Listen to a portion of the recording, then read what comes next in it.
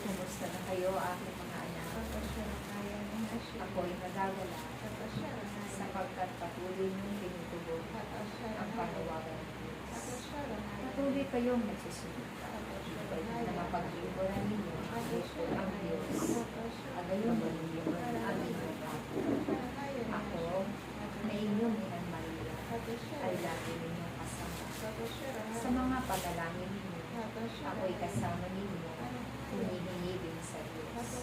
Sapagkat ang Ina na itinalaga ng Diyos sa inyo, na naging reyna ng langit at lupa. Ito ay kalooban ng Diyos para sa akin. Kaya't aking mga anak, naway hangarin ninyo na ang Diyos ang magbigay ng mga gantimpala sa inyong pagsunod para sa Kanya.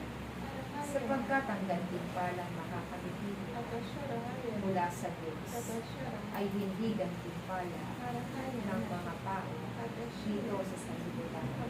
At mas higit na mabuti ang kanyang gantimpala kaysa sa gantimpala ng mga tao na narito. Kaya't aking mga anak, pagsikapan ninyo, kayo'y makagawa ng mabuti sa araw-araw. Sapagkat sa paggawa ninyo ng kabutihan, ang Diyos ang siyang magpaparangal. Gagantimpalaan niya kayo ayon sa mabubuti ninyong ginagawa. Ang lahat ng inyong ginagawa ay may kalakip na pagkaan.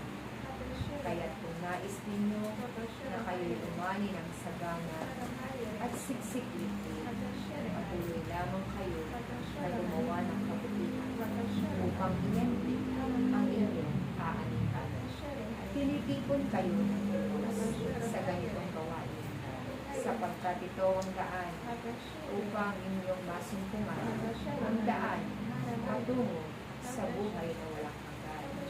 Sapagkat dito, sa gawain ito, kayo'y tinuturuan ng Diyos upang maging mabuting tao, upang makasunod sa kalooban ng Diyos.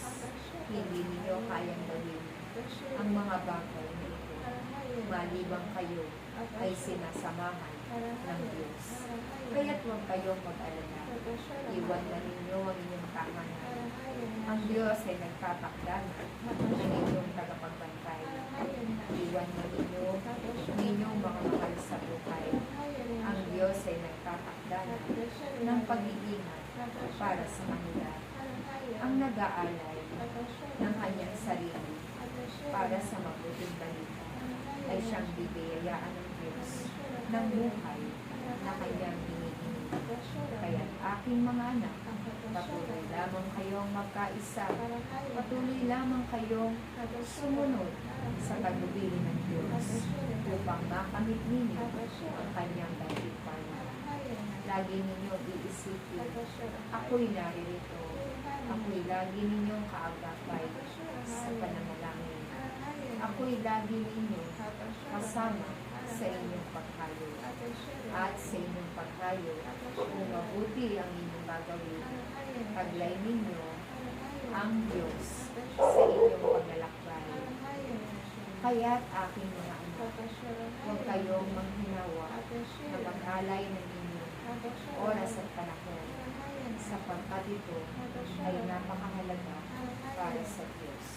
Patuloy kayong manalangin sa harapan ng dambana ng Diyos at hingin mo ang kanyang pagliligtas, ang kanyang pagpapala, upang nang sa ganun, anuman ang inyong mga pangangailangan, ito ay kanyang tugunan. Hindi pa man kayo hihingi, ay alam na ng Diyos ang bawat kailangan ninyo sa araw-araw.